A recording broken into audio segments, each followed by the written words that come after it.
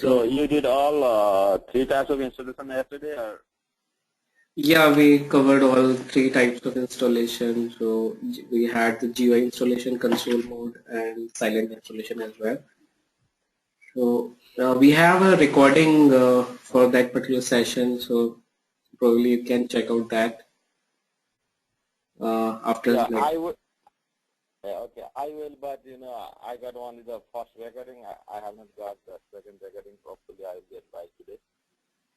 Yeah, because yesterday I could not upload that particular session, so I will upload by after this session. I will be uploading the yesterday session.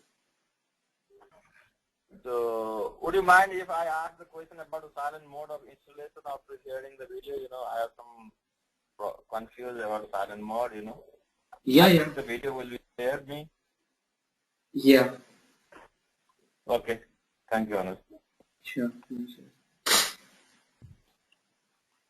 Okay, so we were done with the installation for Weblogic yesterday, and now today we will be configuring a domain. So, and we will be going to the domain. What is the directory structure for a domain? So all those things, how to create a domain. Okay. So we already discussed about domain in our first session. So we will just go through it quickly once again, because today we will be covering most of the things related to a WebLogic domain. So you might a domain is the basic, you can say, administration unit.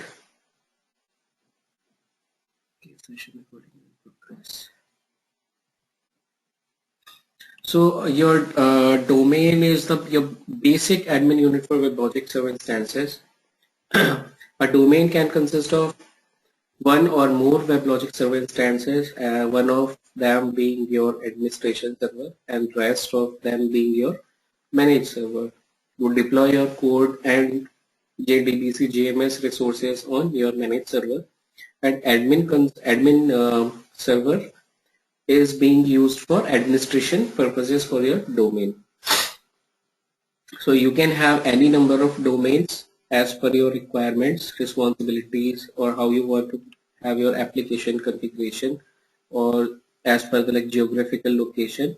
So you can use a single domain to centralize all WebLogic server admin activities, or you can have multiple domains as per the different roles or responsibilities for your application. Okay, and since whatever you have in a domain works in tandem with each other, so that's why everything must be on the same major or minor version. So WebLogic version should be same on for all the managed servers and resources which are deployed on managed servers. So they must be on the same version. Okay. So any query in this WebLogic domain definition, what is it here as well? Okay, so let's go ahead. Configuring a simple domain. So now we know what a simple domain is, and so this is the second step. Once you are done with the WebLogic installation, the second step is to configure a simple domain. Once you configure a domain, you are setting up the environment where you can later on deploy your application, make the configuration for JDBC or JMS. So those kind of changes you will be performing on your domain later on. But before that, you need to create the domain, and while you configure a domain, it will ask many questions from you while configuring a simple domain. So it will ask the location where you want to have that domain store its files and all the details. What do you want to have a name for admin server? So you can specify a different name than the default admin server name. You can have different names for managed server, or you can use the default ones, and you can change the ports, the IP address, which it will ask in the install configuration wizard, which is used for simple domain creation. Okay.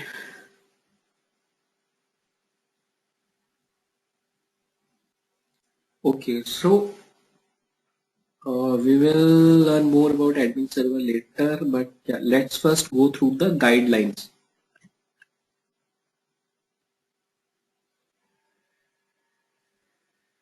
So what are the guidelines for a domain creation? Okay.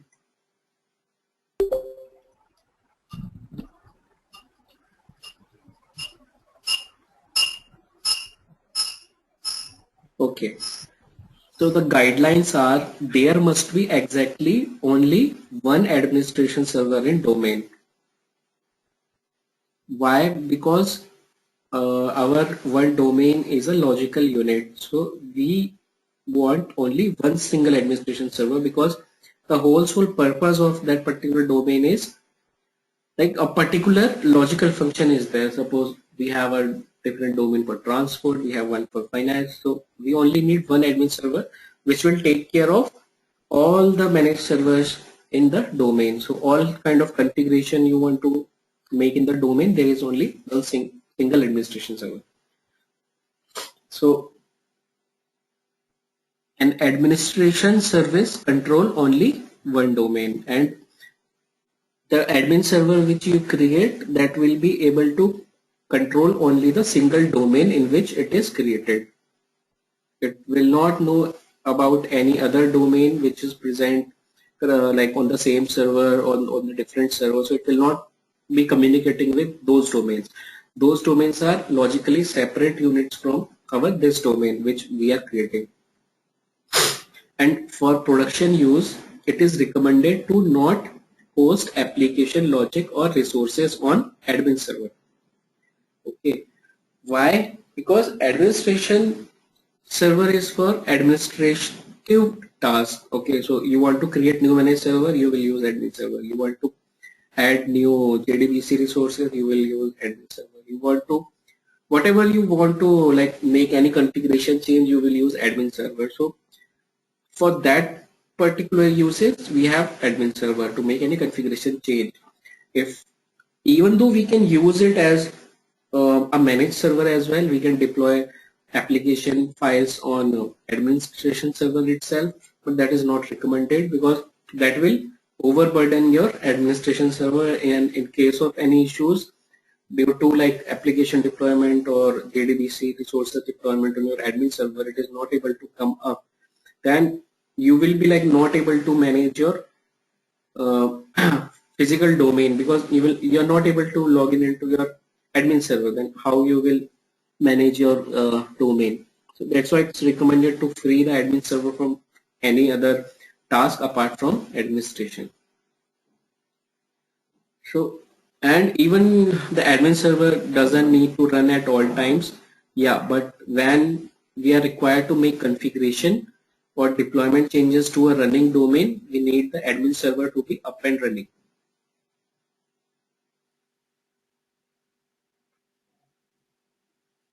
Okay, so let's see the steps for Weblogic domain installation.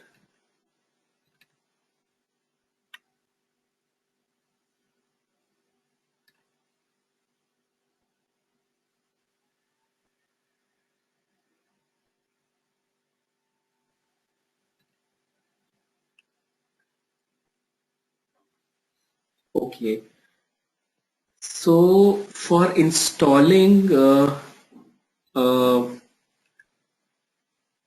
configuring a domain, you need to run this config.sh or config.cmd in Windows. Okay, and let me ping you the path.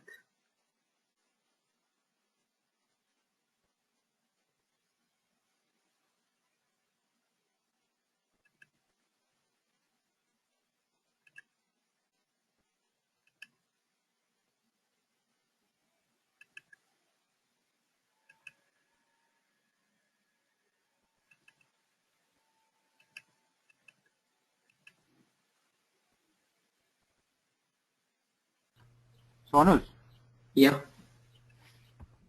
the domain is basically the server, right? No, actually, domain is not a server, but domain is your collection of managed servers. Connection of managed server. Collection, yeah. It How about, comprises of different managed servers which you will be creating later on. so each server has to have one domain? Each server is a part of some domain, we can say. So one domain can have many managed server. Yeah, it can have many managed servers, but only single administration server. Okay, so is it recommended to have one domain with a lot of managed server, or has to have a separate domain for separate managed server? Which Yeah, one is needed? Like which one is best? yeah. See, if you have application A, then you can have like any number of managed servers for that particular application A. It doesn't make sense to go with another domain for same application. Okay. So, but if you have two application, you have application A, you have application B, and the load is high on both A and B, then it's better to segregate both the domains differently. So we have domain A for application A, and then we have domain B for application B. Oh, okay. So we can do Only that. a lot of application, different application. Yeah. If it's the same application, then you can definitely run it on a single domain if the traffic is moderate.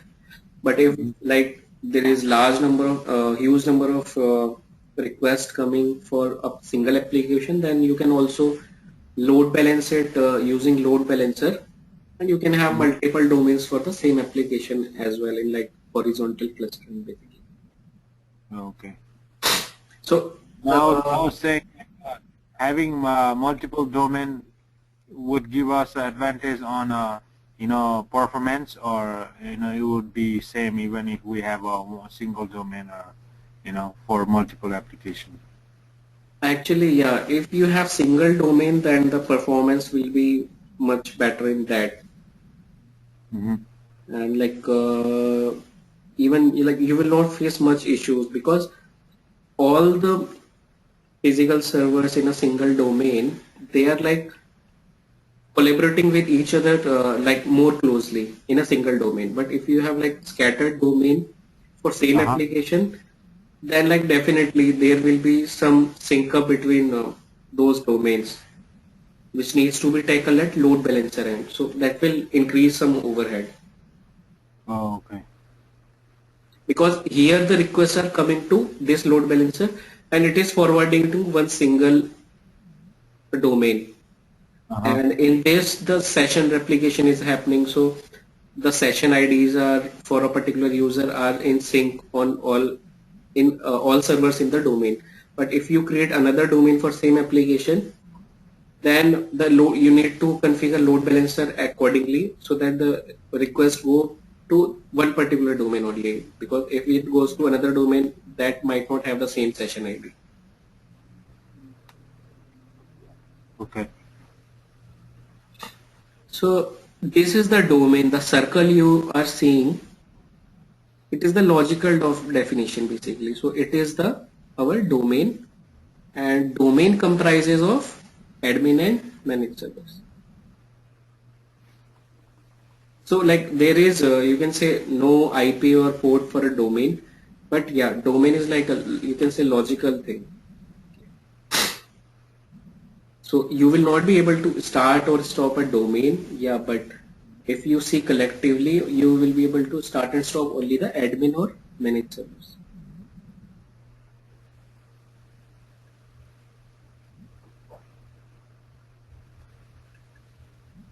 Okay, so to install this domain, what is needed is you need to go to Weblogic home,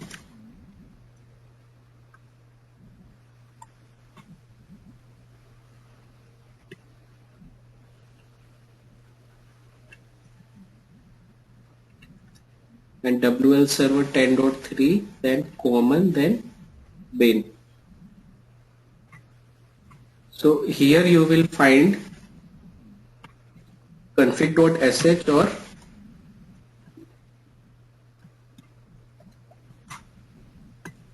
config.cmd, which is for Windows. You need to execute this config.sh or config.cmd for installation of domain. It's a configuration of domain. So this is the example of in Unix. So we have started this config.sh. So it is running in console mode now, because it is unable to instantiate GUI mode, which is graphical user interface, because we are running it in command mode. We are not running it in GUI mode. So then it will come here and it will ask, okay, do you want to create a new WebLogic domain or you want to extend some existing WebLogic domain? Suppose we have some domain already which is created here, and if we want to extend it or add some new resources or modify it, then we need to use the second option. Else, usually we will be using this for creating a new domain only. So for creating a new WebLogic domain, we will choose the default option, which will be 1. So we have given 1, then it will go after again for next. It will say, okay, what are the domain resources or the components which you want. So here we can ask, okay, choose WebLogic platform components or choose custom template. So usually we will be going with the first option, using the default components. The second option is like when you want to use templates. Okay, so template is basically, suppose you are migrating from a previous version of WebLogic to this version of WebLogic. Okay, in that case you create a template in previous version of WebLogic, and then in this step you choose that particular template to install the configuration of previous domain. That's how it is for template builder thing. But here, like, we are going with the choose WebLogic platform components. So we will be choosing the basic, like, main things. So we have basic WebLogic server domain installation. So it is already selected. So we have selected the default option, went ahead. So now here it is asking for the domain information. So domain information, you can provide any name which you provide. So here we have given the domain name as Weblogic. Then next, it will ask to save or discard the change. So we have saved the change. Then it will ask, this is the main like step where it will ask where you want to install your domain. So this is the location. It depending on your WebLogic installation, it will suggest a default path, but you can also give some other path. See, because here the default path it has chosen is this, but we have given a new target location which is this, because we wanted to install it on a separate path. Because usually you might be having different mount points for application domain, so in that case you need to give exact location where you want to have like your domain located.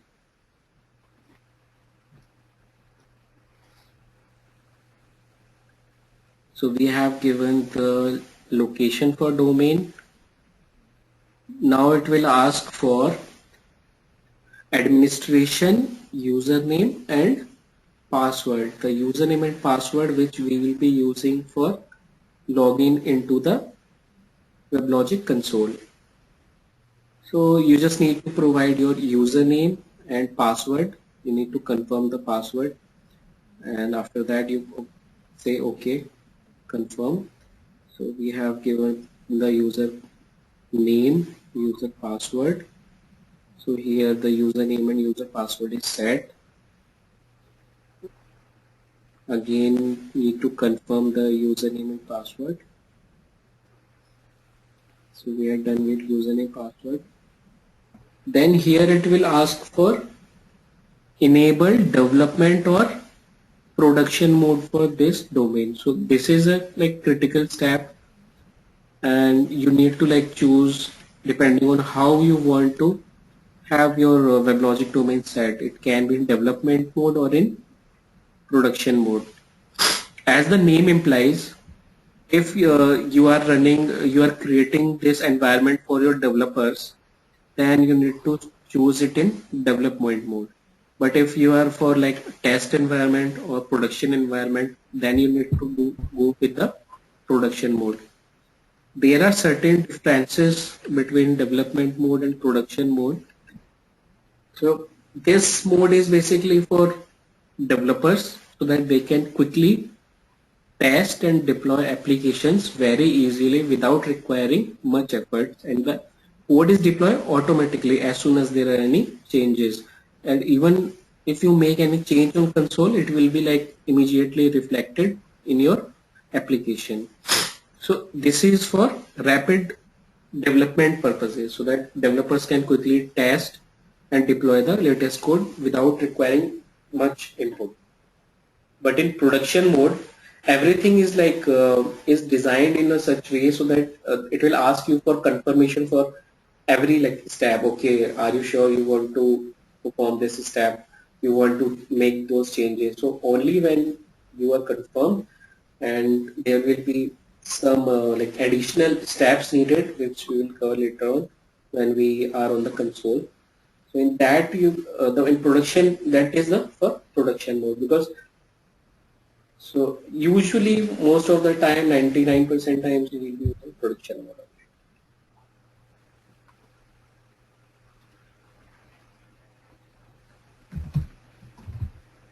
What was that? We don't use production mode? No.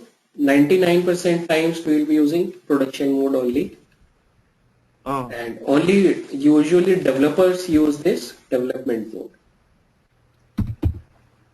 And why they use development mode? Because WebLogic provides some relaxation in terms of deployment and regarding the configuration changes. Because in development mode, you can quickly amend the changes or quickly deploy the code. So it saves lots of time. But in production mode, WebLogic is quite strict. So it will you need to confirm, okay, I want to confirm this change. So that is what is the main difference. Even the deployment, for deployment as well, it will take some time. So it doesn't auto deploy. But in So when we install WebLogic, we have to install development mode separately and production mode separately, or we can install any of no, at any time. Okay, actually it is a mode basically. It's, you can say, a flag. It is asking if you want to have your domain as in development mode or in production mode. Got that? But can we switch back to development mode or production mode even we are in development mode, whenever we want? Console or? Yeah. Not from Logic console, yeah, but from configuration file you can change the setting. So we have to configure again, we can install both and then use whatever we need, like development mode or production mode? No, at the installation time it will ask you to select one mode.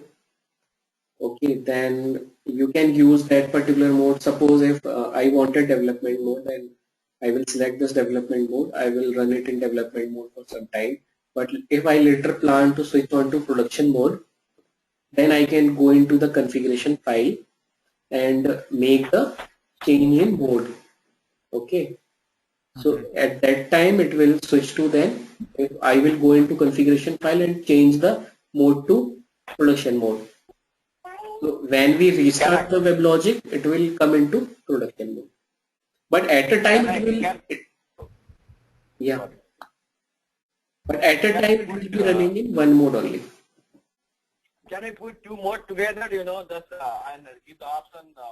Just go to the development and go to the production mode. No, at a time only one mode is active.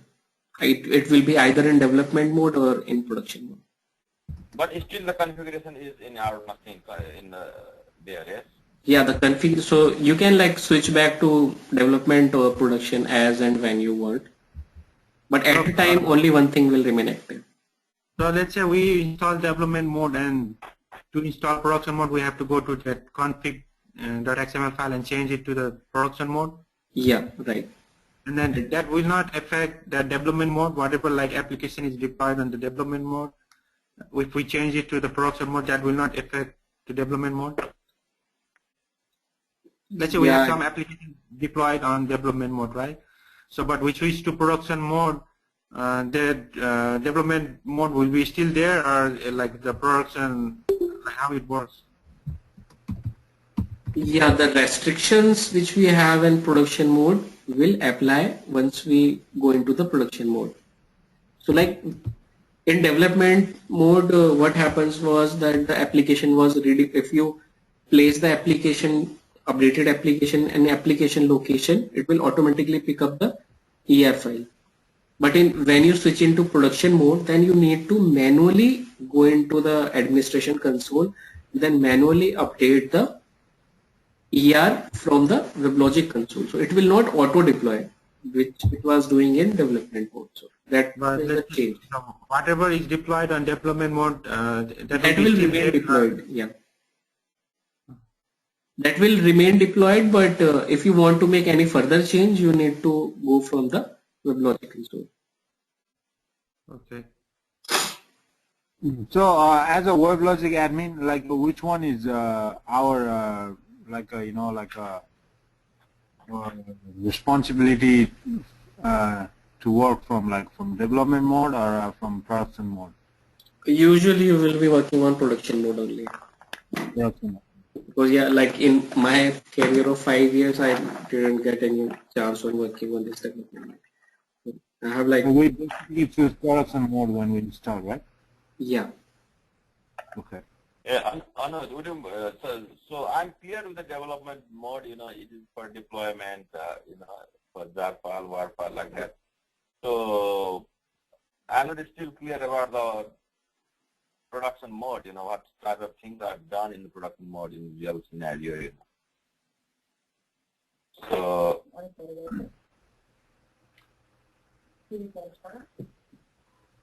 I somehow missed the, some sentence you explained it. I don't know. I'm unclear about production mode. Okay. So basically, in production mode, a development mode is basically for developer purposes. So if your developer, so that developer can quickly rapid development, so he can quickly deploy the code, he can quickly make the configuration change. So it will not ask for there are not much restrictions in development mode. But what is different in production mode? Whatever change you make in production mode is very critical for your production, because production is live. Your application is available to users. So whatever change you make, you have a responsibility that, okay, so that's why WebLogic puts certain restrictions in production mode. It will not auto deploy from the application ER. In development mode, WebLogic auto deploys the code if there is any change in the application file. But here you need to manually go into WebLogic console and update the ER file, because you are certain then only you will update it. So that's why It is called production mode because it will directly affect your live traffic. So that means in the development mode, we deploy the things, whatever the developer suggests. For the production mode, I think we are the main person, because we are making some changes there. Yeah, because it's more critical, so that's why we run it in production mode. There are many checks, so WebLogic even checks. It will not auto apply the changes. It will ask you that okay, you are making this change. Are you sure you are making this change? Click on this button to confirm you want to make this change. So such kind of uh, dialogues you will see only in production mode. In development mode, if you click on save, it will be saved to the direct configuration. No questions asked. Okay, thank you. Sure. So you will be rarely using development mode just in case, but yeah, most of the time you will be working with production mode only.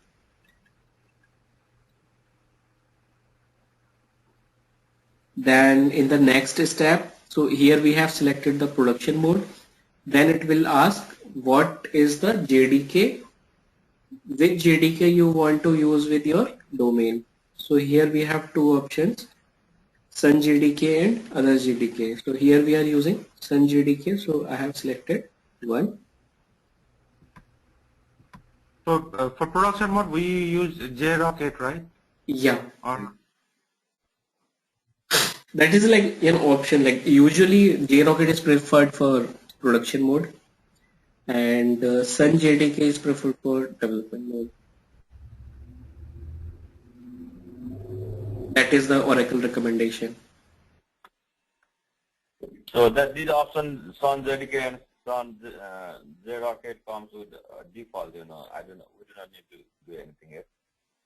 Yeah, actually this example is from some Linux machine, so I don't think like there we had the JRocket, so that's why we had the Sun JDK only there, so that's why we are using Sun JDK.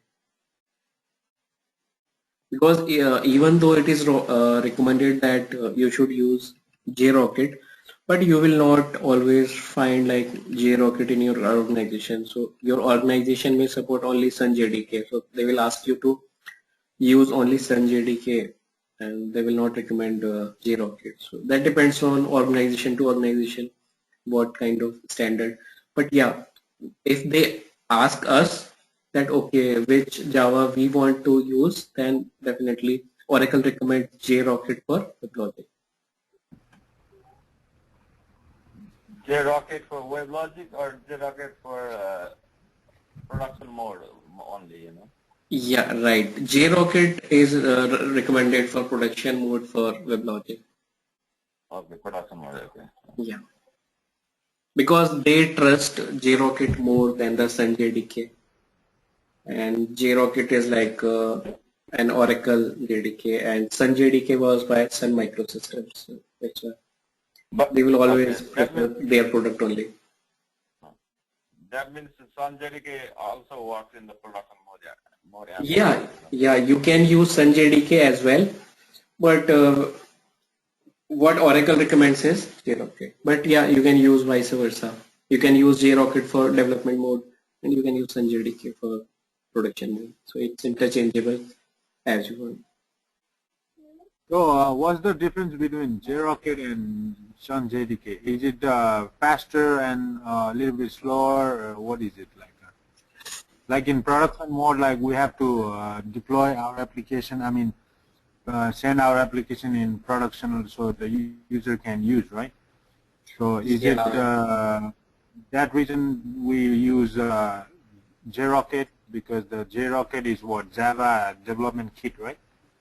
Yeah, JRocket is Java development kit and Sun JDK is also Java development kit. So Only the JRocket, main change is that there is a change in the vendor. For first it is Sun and for JRocket is Oracle. And since JRocket is Oracle product, so they extensively test JRocket with WebLogic.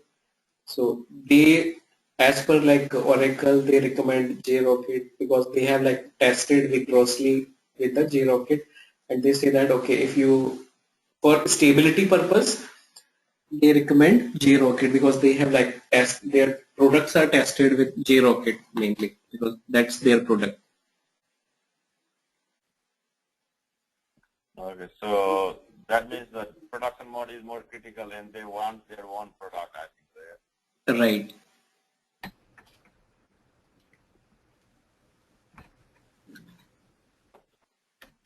So in next step, it will ask you for administration server if you want to create administration server or manage servers, clusters and machines.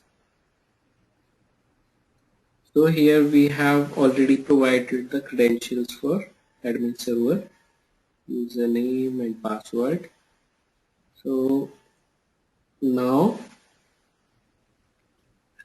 this wizard is installing and domain created successfully.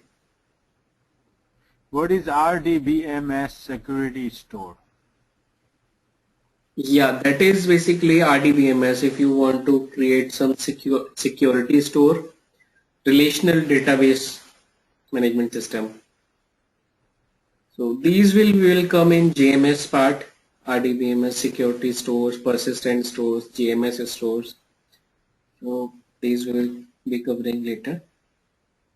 So right now we have created admin server and we need to create managed servers after logging into the admin console. So Anush, Yeah. you know, like we are installing this domain, right? Yeah. So the cluster comes while we installing domain only, or we can use the we can you know, install cluster while we're in a console screen. Yeah, we have both options. If you want to do it easily, we will do it from console. But if we want to like make the things complicated, they have given the options here as well. So we can create managed servers from here, we can create clusters, we can create machines, but that will be like very complicated by like inputting all the details here. So it will ask a lot of things and you need to like press one for confirmation, then you need to go back. So that's like quite cumbersome. So it's recommended to only create the admin server till here, then we will go into admin server and we can do whatever we want. So that's why usually So we only do till here. Okay. I have one question also here. If we went in the option 2, you know, and we created a cluster from here also, we configured the cluster from here, Yeah. and we want to add one more managed server later on, then can we do from the console? Yeah, that can be done. Okay. So this was from Unix perspective. Now let's install a domain using Windows.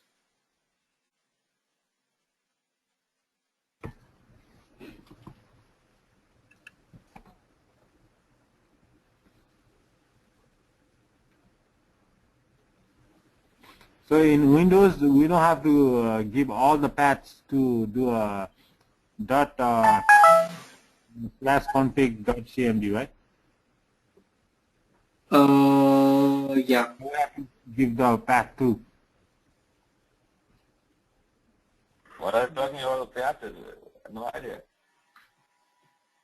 You know, like to create a domain on Unix, we have to give the path before we assign the, put the config.sh. I didn't get you actually. We have to give a path. Like we cannot just hit config.sh anywhere in this. Oh, you're saying the path. Yeah. Actually, yeah, that's what you want. You can cd into any directory, then you can run the config.sh. Really? Yeah. So in our case, we have went into the directory first and then only run the /config.sh in Unix. And same thing we have done here. We went to the common bin directory and then we are running the config.cmd file for Windows.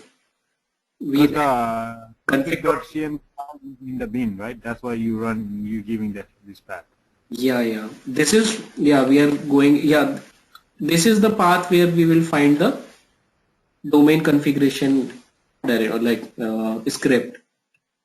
Config.sh, Yeah. which I have highlighted, is for Unix or Linux, and config.cmd is for Windows Server.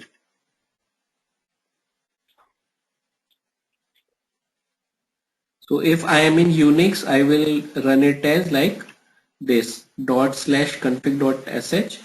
It will ask me all these details I need to provide, Yeah. and then it will create the domain.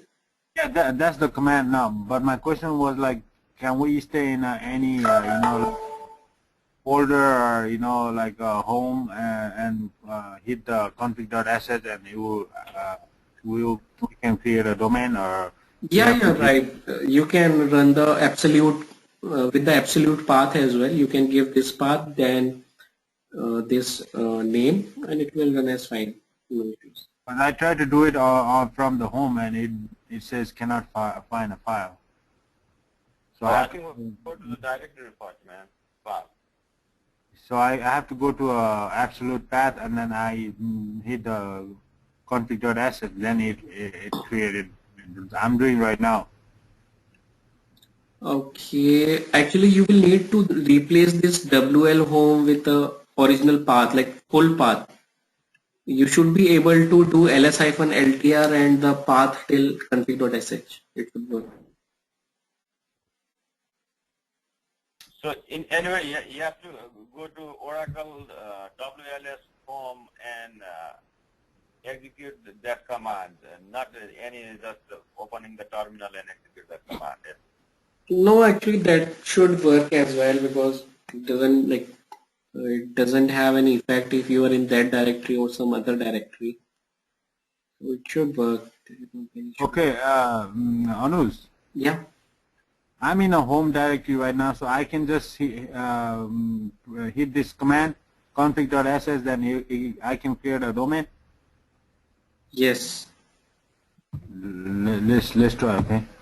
Let me give you presenting rights, then we can see as well. It says command not found.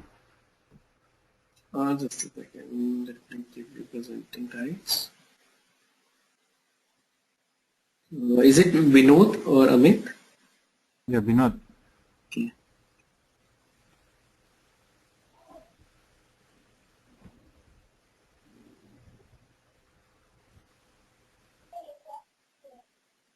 So Vinod, you are on web-based.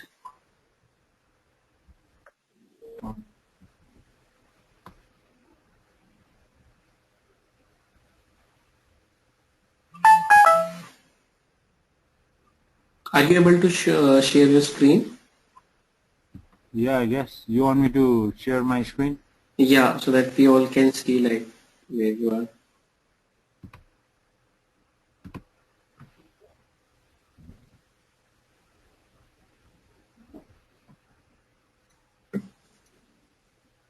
Yeah, I'm able to see it now. You can see it? Yeah. So see, right now I put the .config.sh. Yeah, not dot config, dot slash. So whenever you are executing anything, dot config dot sh. Hold on. See? No, yeah, actually you need to go into that path. Is it installed it here? ls-ltr?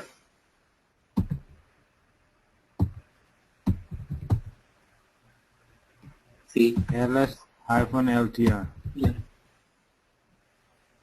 Yeah, that is the home directory. So you do not have, where you have the WebLogic installed? Can you go there? Oracle. Yeah, go there. That's why I was telling you, like, we have to go give the absolute path, Yeah, you can give absolute path with the file name. Let me show you. Just do it.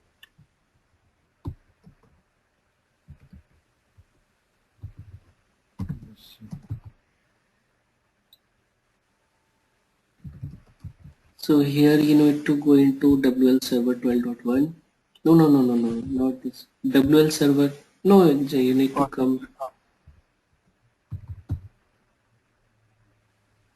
come back one directory more.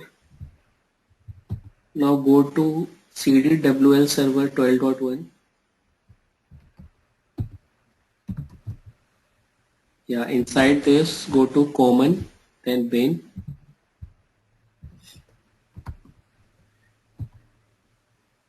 Yeah. Now Yeah. DOS slash configured, right? Right.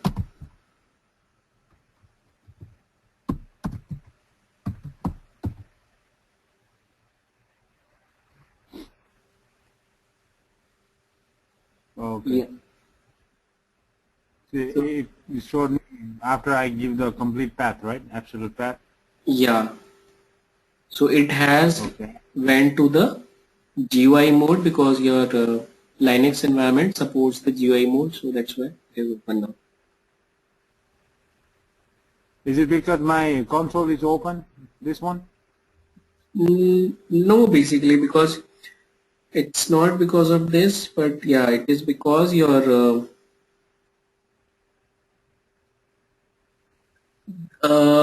so you are because already in the Linux and it has the X server running. Uh, So that's so why it is. it has opened into the GUI mode. So how do I know? Like I have domain. How many domain? Like Yeah, for to check that you need to go into your user projects directory. There you can say all the domains which you have. user project directory from the terminal. Yeah, But this is the development mode, right?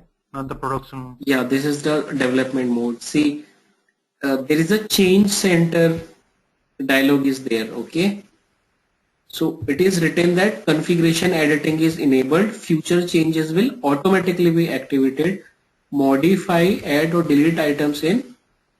So whatever you do, everything is directly updated. So that's why it's in development mode.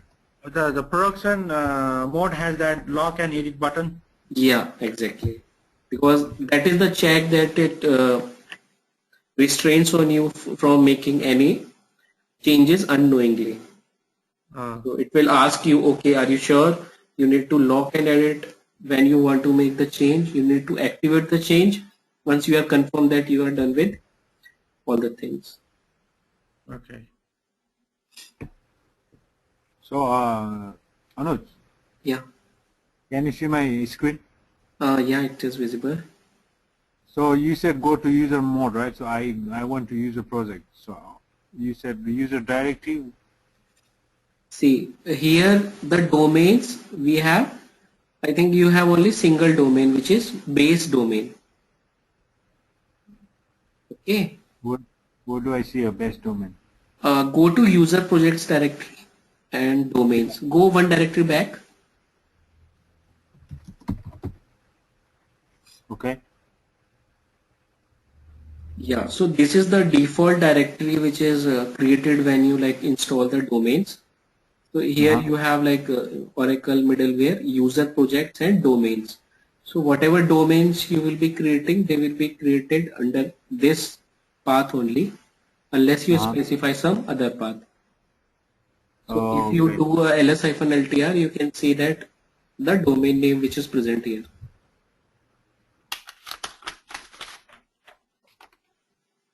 So the domain name is base underscore domain. You can also confirm the domain name in the Weblogic console. See, in Weblogic console and domain structure, the top level name is your domain name, base underscore domain. Yeah. So that is So the that. name of your domain. Okay. Everything is configured under this domain.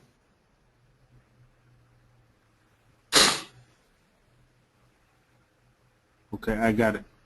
Thank you. Sure. And we will go through. So let's.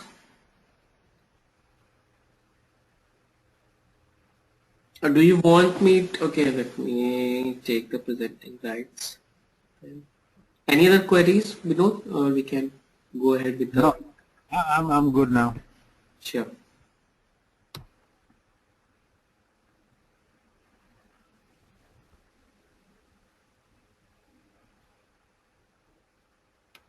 Okay, so my screen should be visible now. Yeah. So we saw how to install the domain in Linux earlier. Now we will be doing in Windows. So let's create a new Weblogic domain.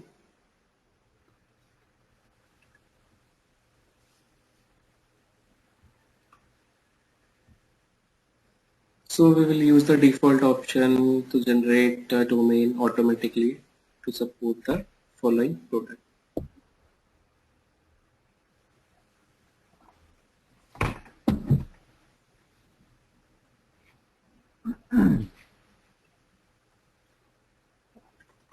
So we will create a called train domain, and it is like the same user projects and domains directory. Okay.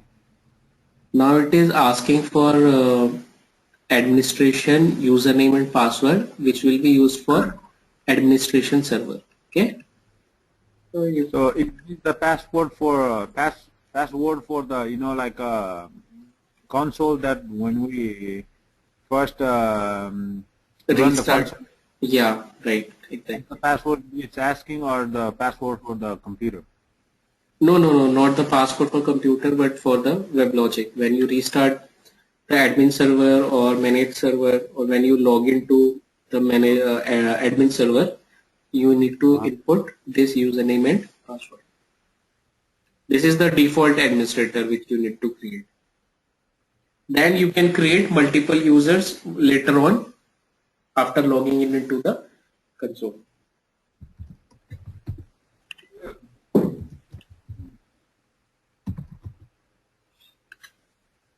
So you can see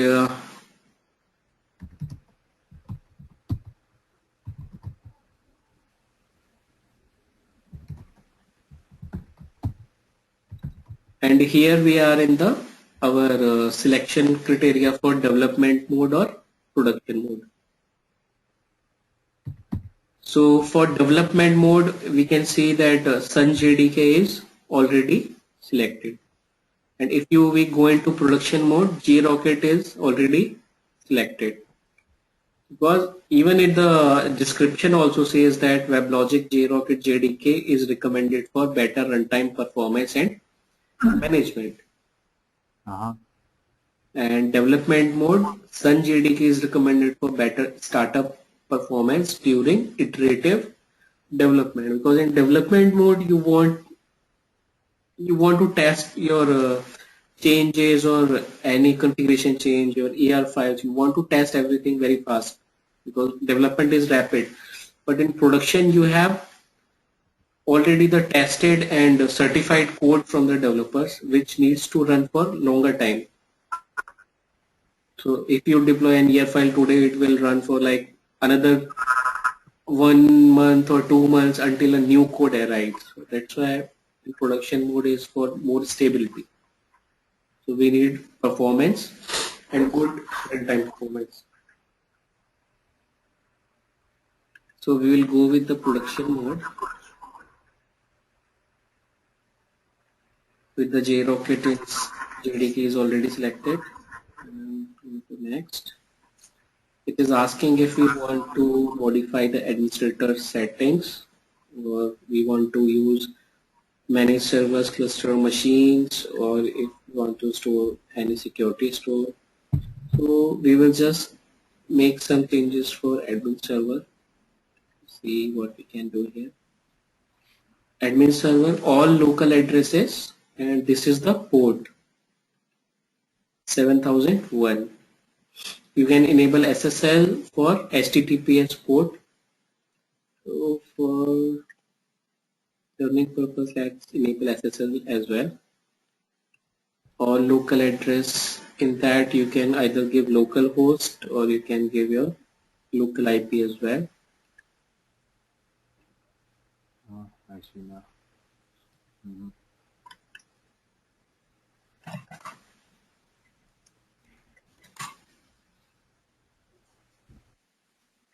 Okay, because I have like lots many IPs because of some VM program.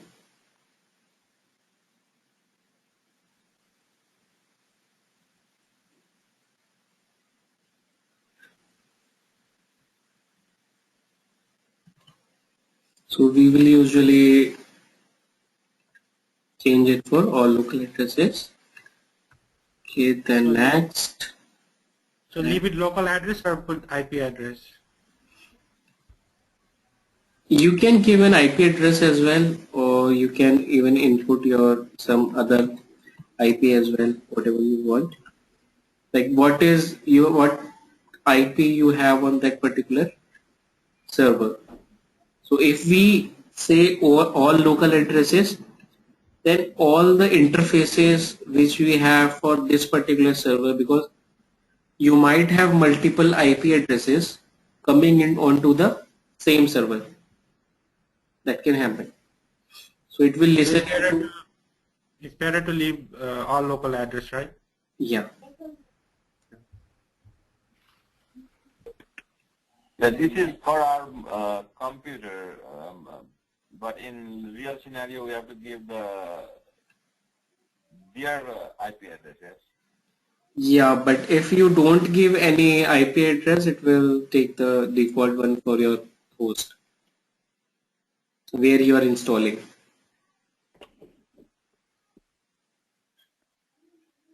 Okay.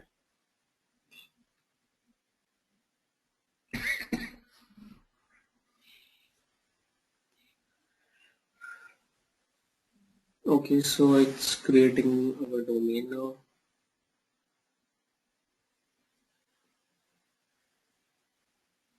So our domain is created. See, this is the normal 7001 is the normal HTTP URL.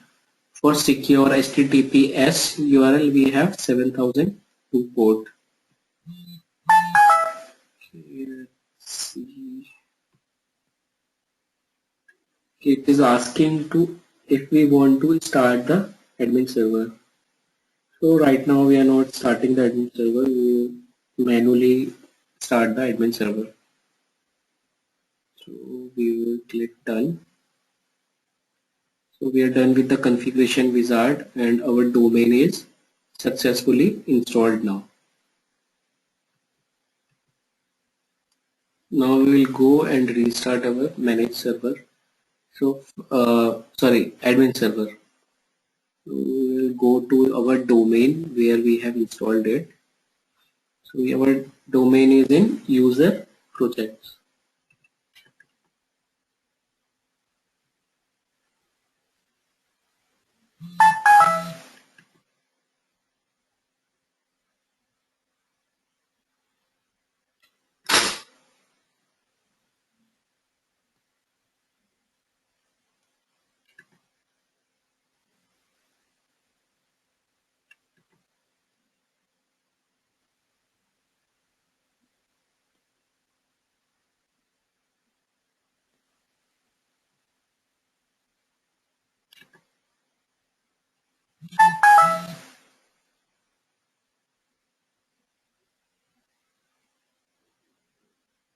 So we are into user projects, domains.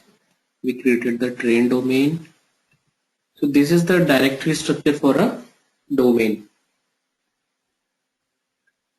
So we have auto deploy folder, we have bin folder, we have config, we have console exe, init info, lib, and security. And we have these two startup scripts as well, start weblogic.cmd and start weblogic.sh. These two are for starting admin server only.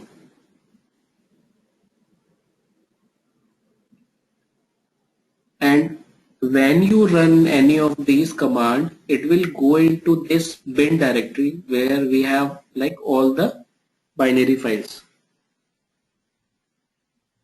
So start weblogic.sh is for starting your normal admin server, and you have this start managed weblogic. So as the name implies, it is for starting managed server.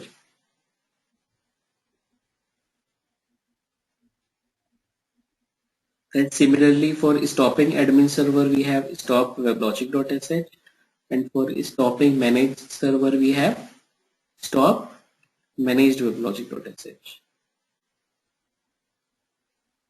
I have one question here. Yeah.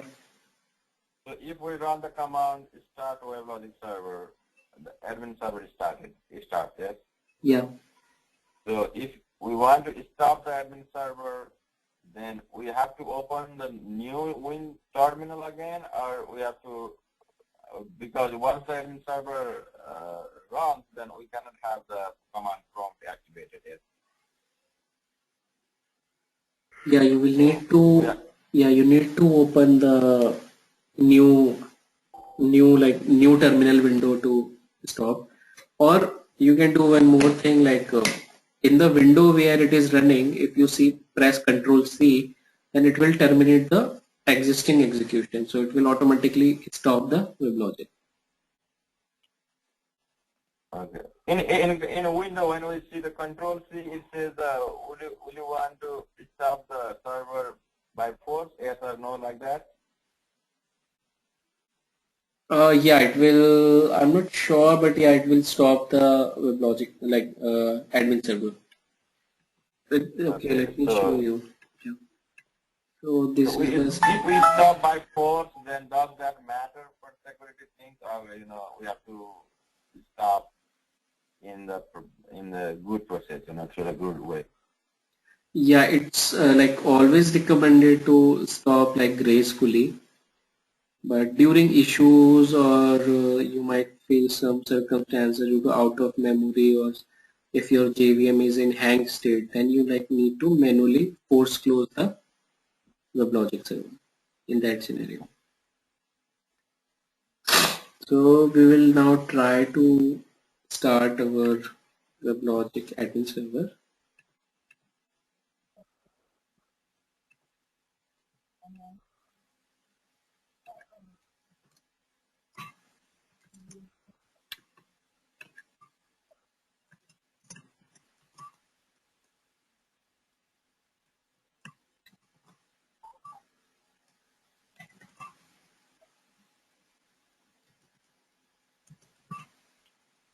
So we are now going to start WebLogic. So it is coming up. So it shows you many arguments when we started. So it will it will show the Java memory arguments, the initial heap size and maximum heap size. We discussed this yesterday.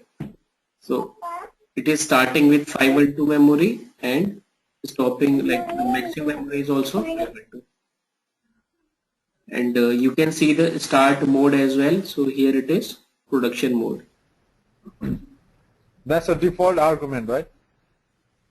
Yeah, because we like selected the production mode. So now we have the class path, we have the path settings. It will give you the Java version as well, with which Java version it is running it. So it's a BRG rocket with which it is running. Then the log location as well, WebLogic server version.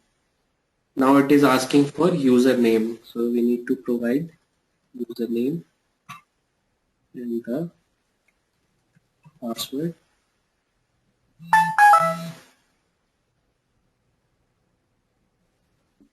Later on we will also learn, see, right now we have to like provide username and password, but in like real world situation we will not be like always available to like providing the username and password, because you will be like managing hundreds of WebLogic consoles, so you will not be like able to remember all the username password. So in that case, we set up the boot.properties and the username passwords in a boot.property file,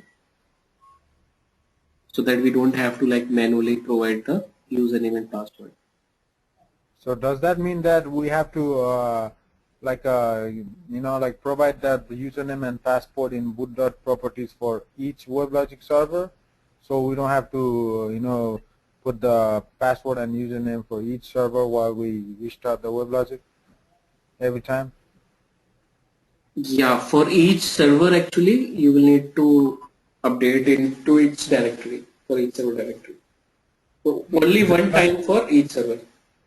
So there's going to be hundreds of username and passport in boot.properties, right?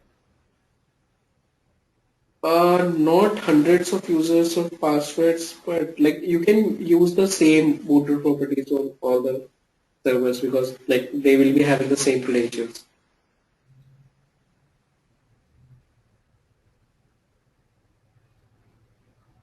So right now the server has started in running mode. Let's try to.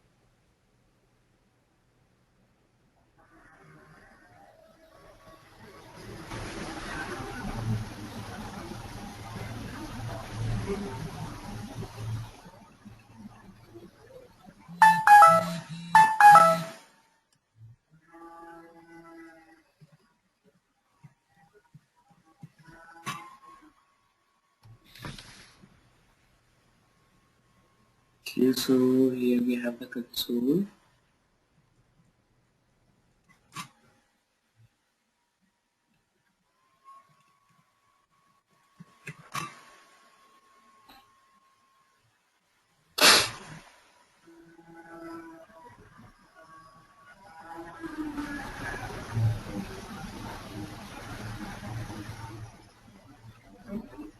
Does anyone need a break? If you can ask if anyone needs, like, because we already have 1.5 hours in the session. Amit, saw that? I don't need it today. Yeah, I'm taking back, but it's by muting that it sound, I'm good. Okay, sure, then we can continue. We have like around 44 more minutes.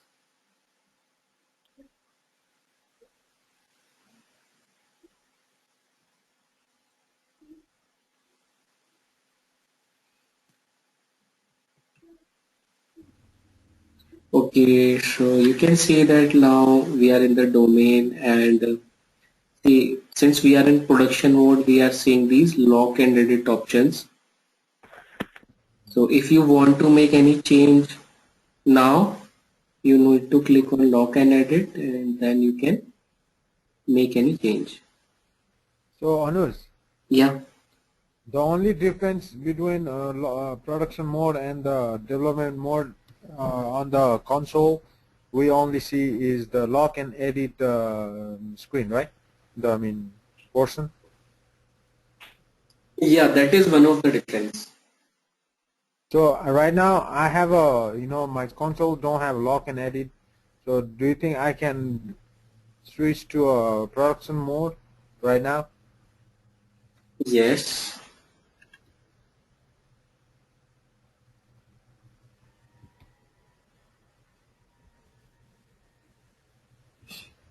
Let me make you presenter. Let's see if you can do it right now.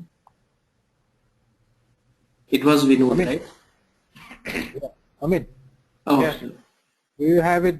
Do you have lock and mode? I mean, lock and start in your, screen. No. So you're in a development mode too, right? Yeah. Okay, Vinod, you are the presenter. Can you share screen? Okay. You see my screen? Yeah. Now go into the base domain. The top, at the top it is. Yeah.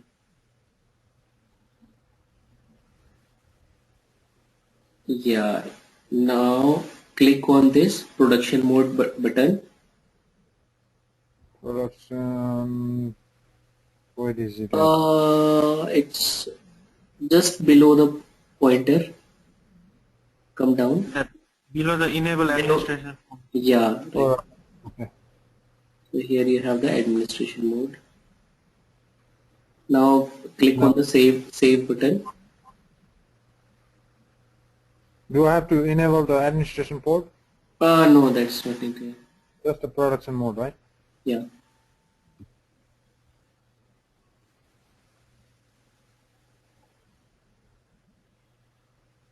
Okay, I saved it.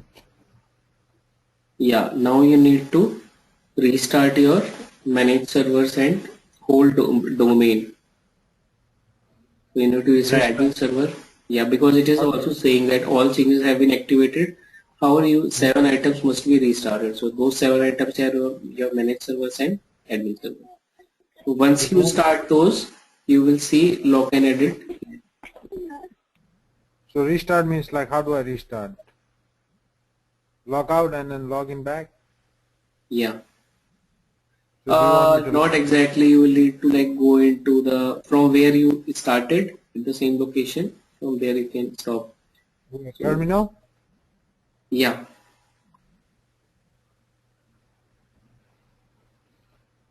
Where did I start? I I think started. you have multiple terminals running, so probably they will. Actually, I did this. This one is for the node manager and this one for the WebLogic. Okay, so you have node manager. Then you can, since you have node manager, you can start and stop from here itself, from the console. Okay, from the console. Okay. Yeah. You said restart. Like, how do I restart? Yeah, go into control. There are two tabs. Upper one is their configuration control. Go into control. Yeah, I did control. Yeah, now select all. Including admin too, right? You can left out the admin because if you shut down the admin, we will not be able to track which are shut down. Now Okay, you can. restart. No. Go to shutdown option. Force shutdown now.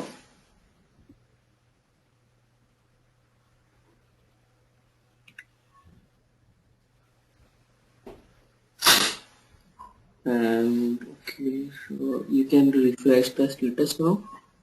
You will see that it is down.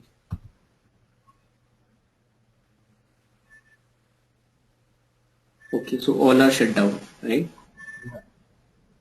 Now we need to restart our admin server. So you can stop it from here. Stop what? Admin server. Stop. Yeah. Same shutdown. Yeah. Force shutdown now. Force shutdown. Right. So it will shut down in a few minutes. Now since our admin server is down, we need to go into the terminal and then run the start weblogic.sh command to restart the admin server. So since I'm already in the, WebLogic, this, I just have to do, right? Yeah. Start, Start weblogic.sh.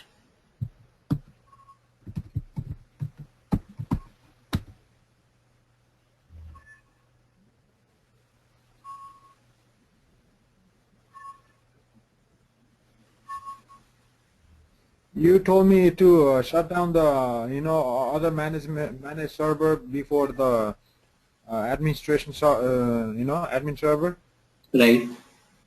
and then you told me later after all the managed server has been shut down, you told me to shut down the admin server. Is it does it have a reason? Yes. Because see, we are using managed admin server for administration purpose. So to see the status that everything has shut down, so we will not stop admin first. We will stop rest of the stuff. Then we will, in the last, we will restart admin server because we are sure that everything else is shut down. So now we are restarting the admin server. Once it is up and running, then we will restart other servers. Okay, so it's running right now, Yeah, right? it's running now, so you can refresh it and you can see you can log in.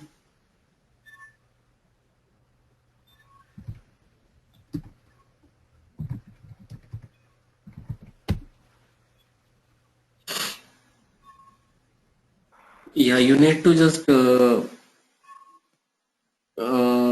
yeah, you just take the URL only up to the console.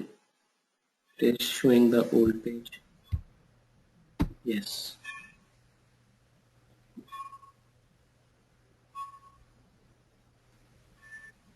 Okay, now I see login edit.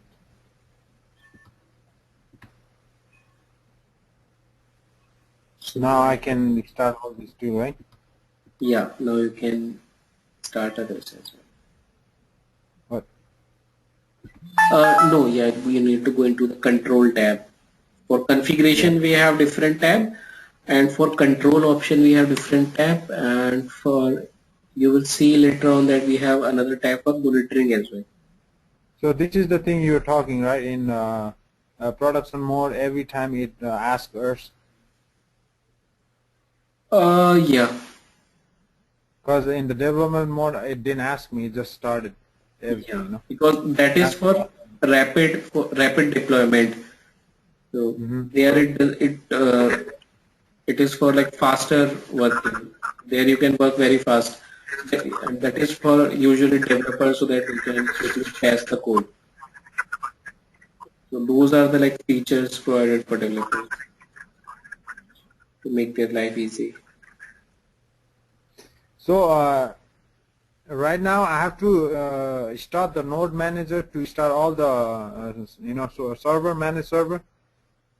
Right. Since we have a node manager, so node manager takes care of like restarting. But if we do But not have node manager, like then we need to like manually go into the terminal and then restart each one manually. so is that a good way to do, or it's a good way to have a node manager? Yeah, it's good to have a node manager. Okay. But usually, I'm not sure like why you mostly like we do not use node manager because when you like use node manager, you have one more thing to manage, which is node manager. So you Mm-hmm. need to ensure that node manager is up and running. You need to have monitoring for node manager as well. Uh-huh. And the only benefit it is providing is that you can restart from console. Usually that is what we can ignore, and usually we do not install Momager and we just use. But like before I tried without starting node manager, it says something like Yeah, it will something. show an error because Yeah. when you click on start from here, it connects to the node manager to restart the Uh, service. If you do not have node manager, then it will not be able to so start. how can I do without a node manager? Can you teach us that too? Because I don't know how to do it without Yeah, node manager. yeah. We have slides coming up, so there will be that. Okay. All right. Yeah, make me the presenter again.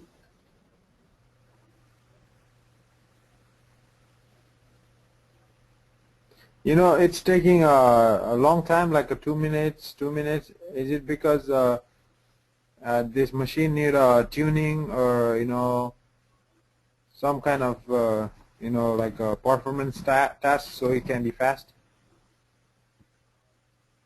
No, actually it takes around 2 to 3 minutes for the project to start. Around So even in a real time job, like it will take this time, longer time, right?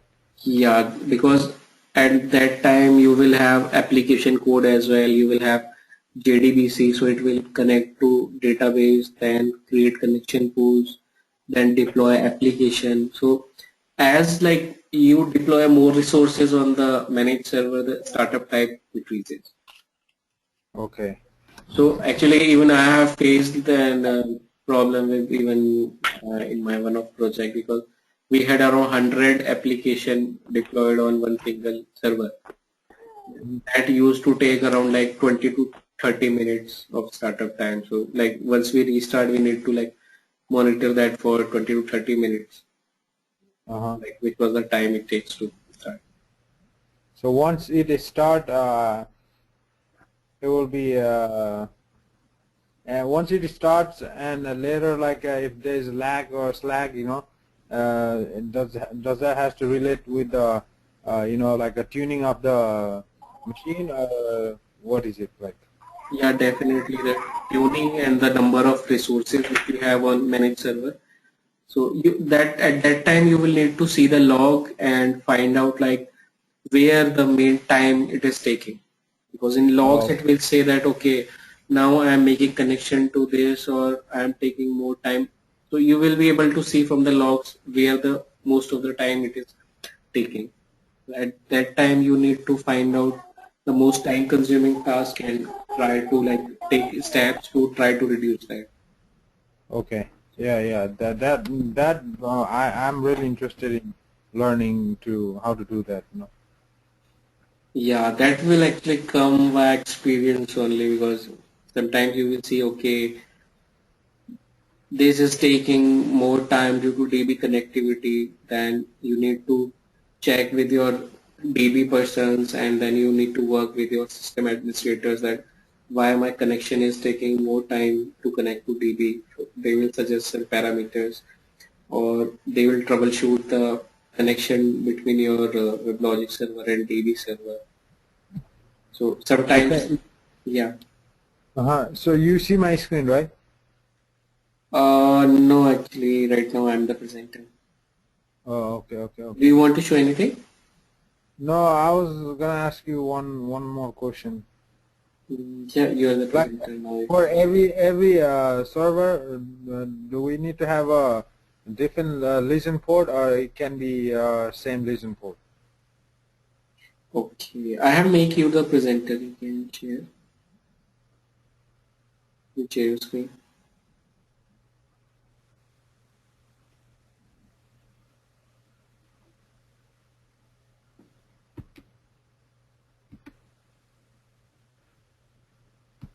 You can see. Yeah. See all these listen port on my different managed server. Mm-hmm. I got a lot of different listen port. Like, does it has to be different for each managed server? It can be a same listen port. Yeah, it can be same for all the managed servers and it can be different for all the managed servers, but that depends on only one condition. Hmm.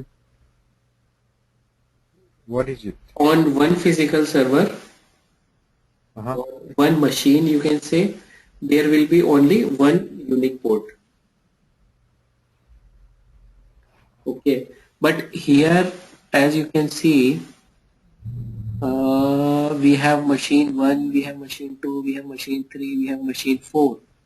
Okay, so for machine 0 to machine 4, Or we uh-huh. can have same port for each because each Listen. server is different. Uh-huh. But for machine 0 and machine 0, which is ABC and Amit managed server, Uh-huh. so you cannot have same port here. And why? Because they are the same machine. You cannot have two same ports running on one machine. On one single machine, there will be only one unique port. But on different machine, we can have same unique port. Oh, okay. But for each machine, I mean each server has to have a different machine, right? Yeah, it has to be a different machine if you want to use the same port. Oh, okay. On same machine you can on same machine you can use one port only once, Okay, because so you have already used that port, so different process on same machine will not be able to use the same port. It will say in the logs that okay, port is already in use, shutting down. mhm. So if you change the port for Amit managed server to 7003, it will not be able to come up, because it will see that ABC managed server is already using 7003 port, so Amit server cannot start. Oh, okay, I got it. Okay, yeah. Well, that is the, you might face this issue as well. Okay, so you have assigned some port to your managed servers. When you are restarting your managed server, it will say, okay, this port is already in use. Then you need to find out which process is using that particular port, and if you Hmm. can kill that port, or you need to use another port. So that is the only Okay, resolution in that case. okay. So about cluster, I'll ask you in the different class whenever we study. I have Yeah, a question. we will cover that in detail. Yeah. Okay. Thank you. Sure.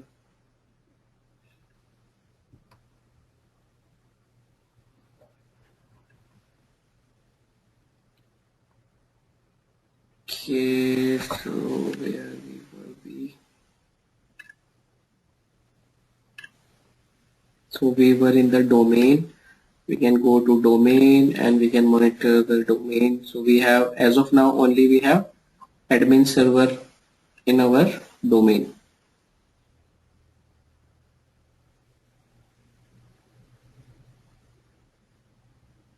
So right now, since we didn't change the admin server default name, it is coming as admin server. And as you can see, how you will be able to distinguish between admin and managed servers? Admin server would have this. Machine. No. In front of name you can see this Admin. brackets and admin is written there.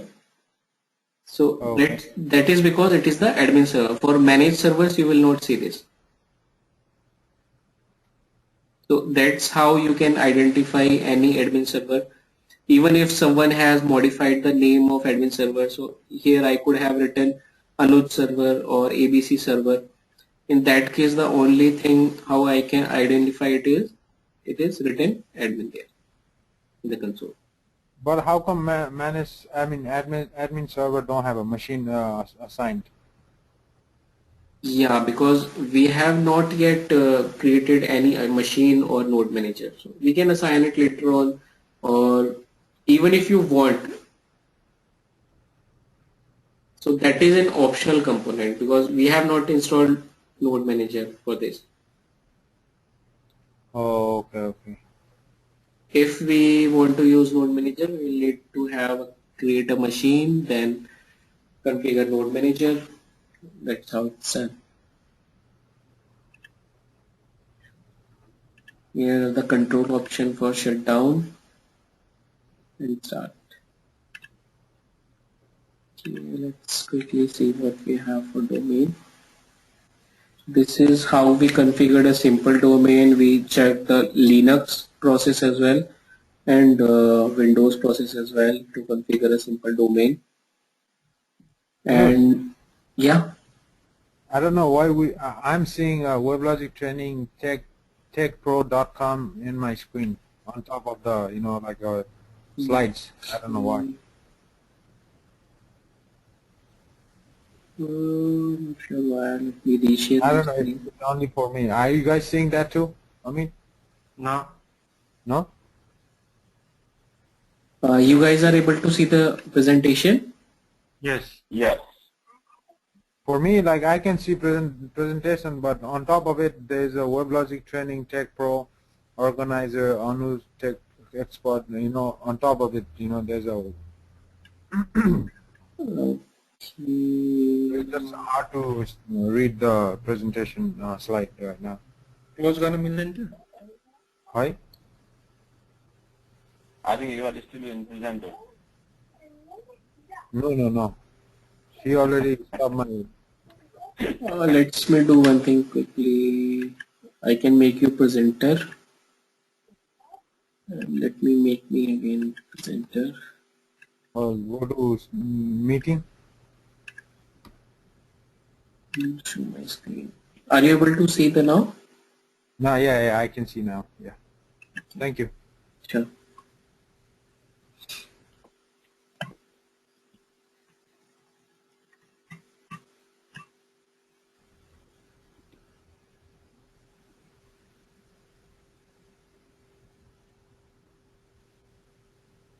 So, what are the main components of a domain? Administration server and managed servers. So, now we are seeing the comparison between administration server and managed servers. Okay. So, a running instance that hosts applications and resources like JDBC or JMS needed by those applications which we deploy, those are the managed servers and admin servers. Each managed server is independent of all other managed servers in the domain unless they are in a cluster. So all the managed servers are independent of each other. So they work on their own. They only interact with other managed servers for like communication. But if all the other managed servers are down or even one managed server is up, that means your application is up. You can have as many as managed servers in your domain as you need. You can have, there is no limit. The only limit by which your managed servers are limited are your physical memory limit, right? Because if you have like 16 GB of physical memory in a server and you have like, you want to create 8 managed server each with 2 GB of RAM, then 8 to just 16. So that will like completely exhaust. So most at max you can only create 6 or 7 managed servers on the 6 or 7 managed server on that particular physical server which has 16 GB of memory with 2 GB RAM limit. Individual managed servers are typically added for capacity and application isolation. We can create as many of managed servers as we want to add for capacity. Suppose if our users are increasing, the load is increasing, then we may need to add more managed servers. Suppose we have previously we have 5 managed servers, but the load has increased, so we will add 1 or 2 more managed servers to cater for the new increase in the load. But how do we determine the size or space for the managed server? Because when we create the managed server in console, they don't ask like what size or we want for the managed server. Right, it will not ask what size, but that usually comes from your development team. What are the requirements for your application? If we need to, what are the memory limits which we need to give? So if you can see here, here we have the default memory arguments for 512 MB. But in production, because here we are not running anything, we have the default arguments. But in production, you will give like around 1 GB or 2 GB for each managed server. But isn't this a production? Yeah, but this is like we are running on our local machine and we don't have anything much critical to run here. So that's why it is picking the most bare bone, you can say, specifications, the minimum standard. In like previous logic versions, when the memory used to be less, it used to start from 64 MB, 64 MB to maximum 128 MB. But you can always go into the configuration files and you can increase the arguments value. You can make it 1024 MB and then to up to 2 GB or 4 GB or 8 GB as in like what is the as per the requirements.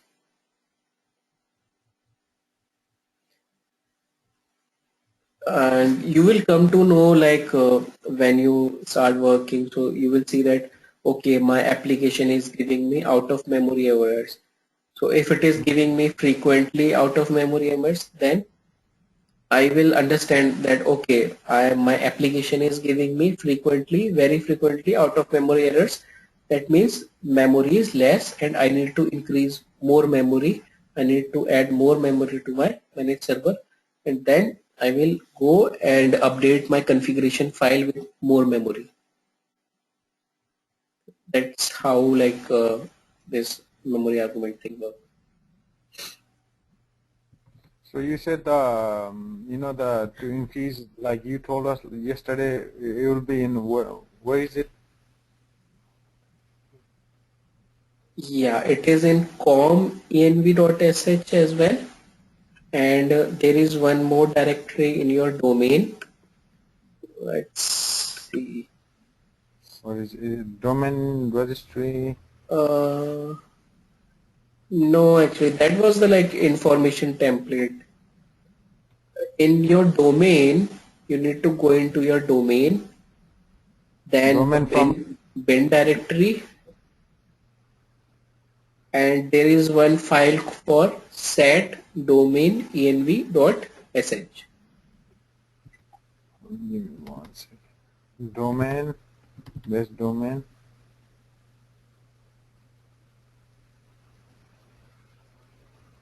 In Bean, right? Yeah.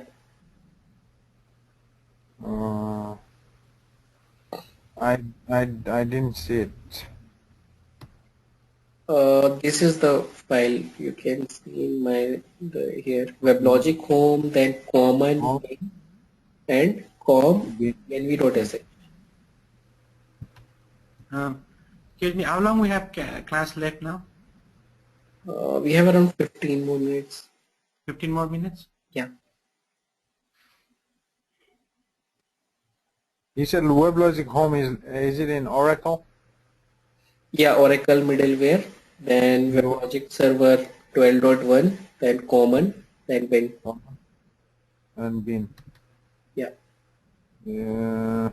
Common env.sh, right? In WL server 12.1, common bin. Yeah, I think I got it. Shall I Okay. make you the presenter?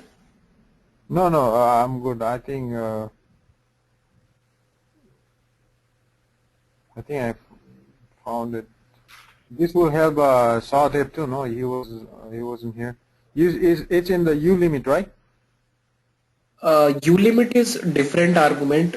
We need to check for XMS and XMX. Okay. Can you make me the presenter so you can show Yeah. me? Sure.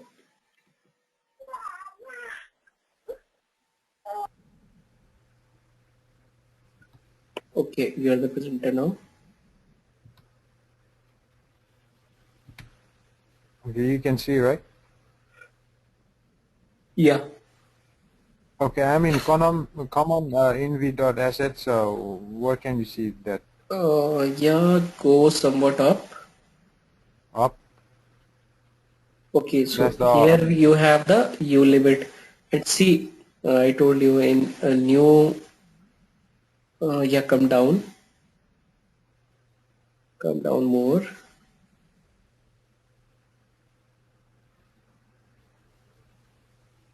Yeah, these are the comments, so we can ignore these. Okay, so this is the U limit value. the one you said yesterday. Yeah, so now they have like increased it to the max limit, which is 65.66. So we can go now, we will see, we should be having memory arguments.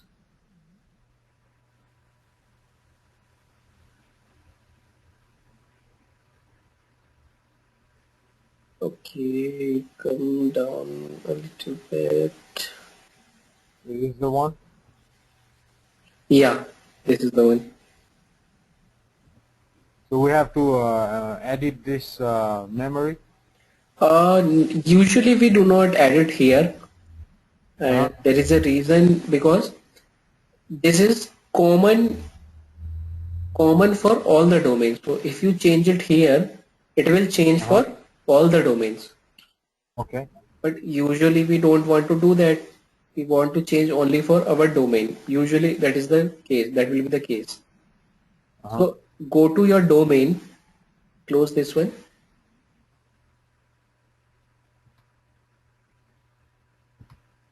Now go to your domain. I'm in domain actually. Okay. Middleware. Yeah, user projects. No. User projects. There is your Mm, domain. Site domain, paste domain. So here you can see there are two directories. There is a bin directory there. Go into the bin directory. Here you will see one similar set domain env.sh.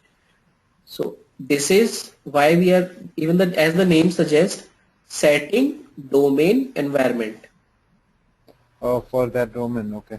Yeah, it is for setting the domain environment. Come down, you will see the same kind of settings here as well. Okay. So you can see user underscore mem underscore argument. So that is what we have for memory parameters. See, here we have common bin com env.sh is also, yeah, just stop there. Stop here. Yeah, you just go a little bit up. Okay, so see here we have, yeah, just stop here. Mm-hmm. Right here. Yeah, so you can see that we have common bin com env.sh which is executed above this. So we are Mm-hmm. setting generic parameter there, then we are exporting WebLogic home, and then we are setting the memory arguments for this domain here. So if Java vendor is Sun, then we are setting memory argument as 256 MB starting and 512 maximum. Okay. So it's already in maximum right now, right? No, but we have the JRocket JDK, so we are setting the memory argument as below. WLS mem argument 64-bit is 512 and 512, and for Yeah. 32-bit as well 512 and 512. Okay. Because we will go into the else part as our Java vendor is Oracle, not Sun. So this one was for Sun and the below is for any other JDK except Sun. Okay. Okay. Okay.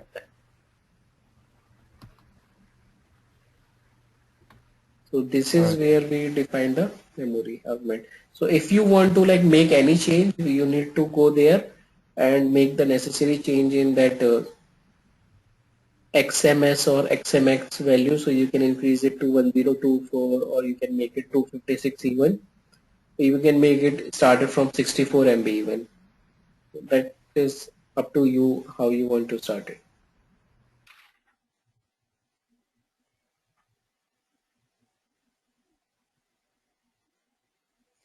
Okay.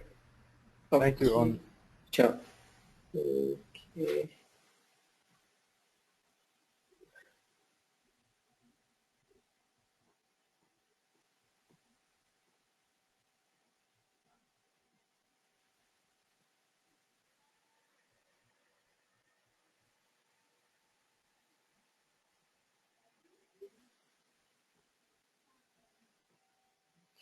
Okay, so what we have in the next slide.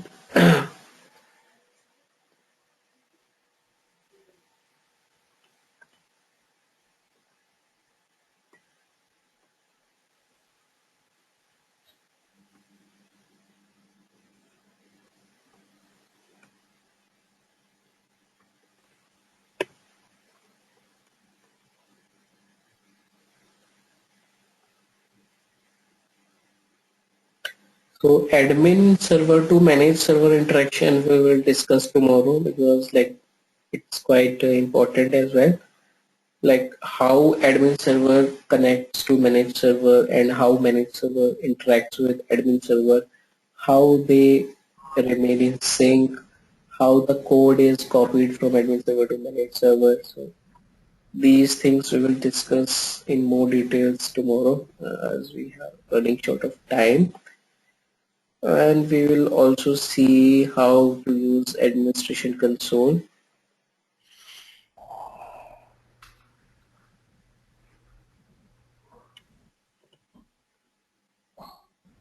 But yeah, we can see the directory structure. We can use a slide for directory structure.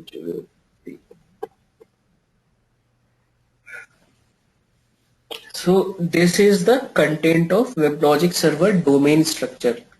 So the top level directory under users, projects, then domains, then this is your base underscore domain. This WL underscore server is your domain name, like base underscore domain or train underscore domain or whatever you have.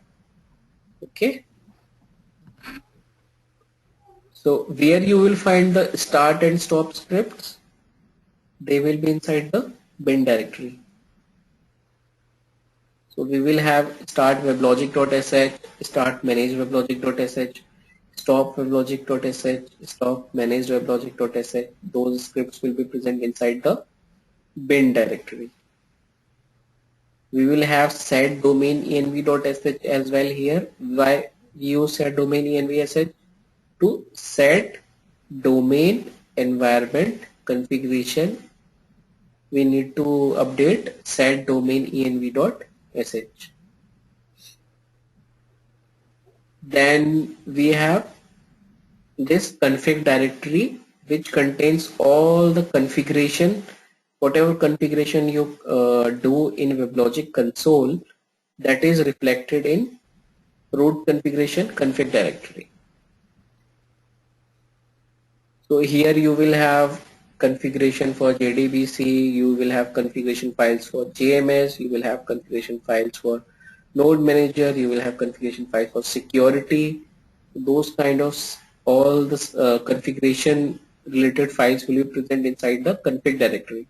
So as per the like name suggests, so they have segregated like that only, and usually you will find the same directory structure for any other application as well. Binary files in bin directory and config files in config directory. That is straightforward. Then this is for pending configuration changes. Right now I will not, we will have this servers directory. So whatever the number of servers we create on this particular machine, suppose we have machine 0 and we have 2 managed servers here. So those 2 managed servers data will be present inside this servers directory. And whatever change you make in WebLogic console, so now you might be seeing that activate changes, lock and edit buttons, right? Yeah. So what happens when you click on lock and edit? It locks your WebLogic console and it allows you to edit the configuration. So suppose you are changing some configuration. So when you are making those configuration changes, where it will store that particular configuration, whatever changes you are making, where it will store that data, it will store that in pending. Why it will store in pending? All the changes which you are making will be in pending unless you click on activate changes. So once you click on activate changes, all the changes which you are performing, which were in pending state, will be made live into the config directory. So they will move from pending to config. So we will see this when we make the changes. This is the subdirectory for each managed server. So these are the like main directory with which we will be more interacting. So one will be the bin directory, another will be the config directory, we will be having this pending directory. We might need to fix those sometimes as part of troubleshooting. And we have the main directory. This is the for servers. Temp is for, as you can say, it's for like temporary storage of some data is used internally. And this lib directories are usually for library files only. So library files will be present in this. You can include any library files here which will be included in the class path.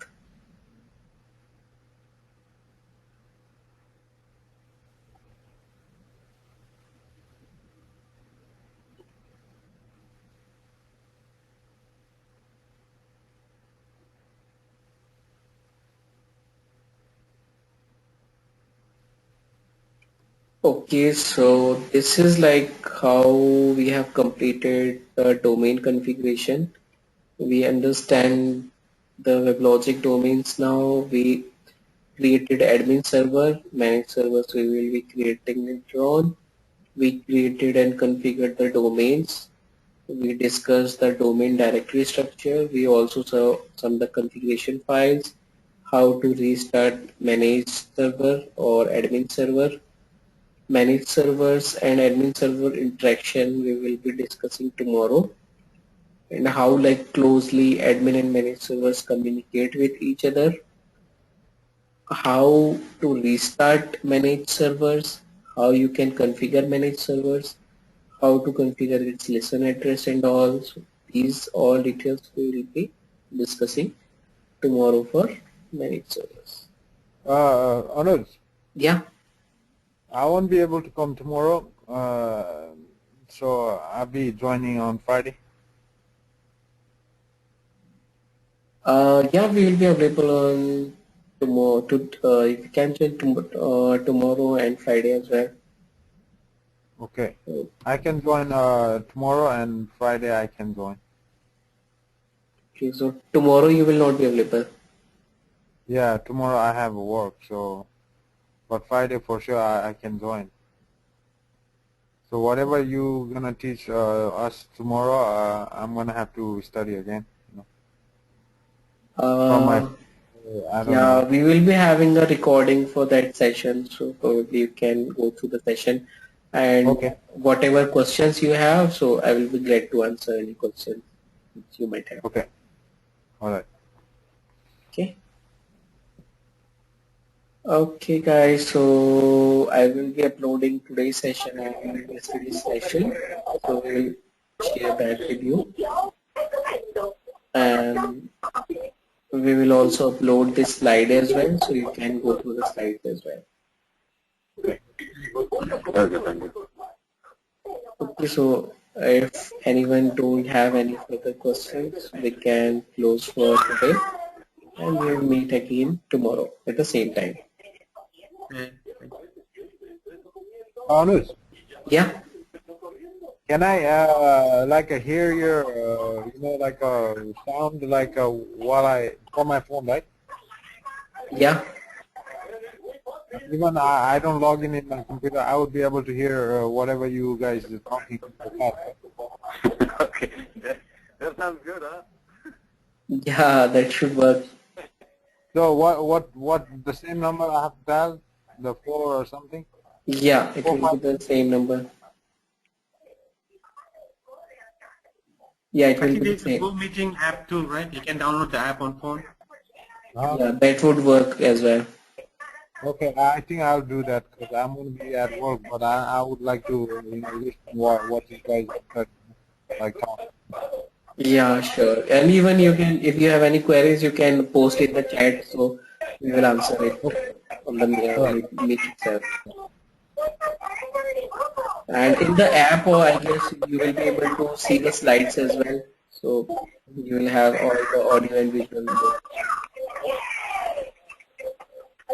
both. Go to meeting apps, right? Yeah, right. Okay, I got it. Okay, guys, then thanks for joining. Have a good day ahead. We'll meet again tomorrow at the same time. All right.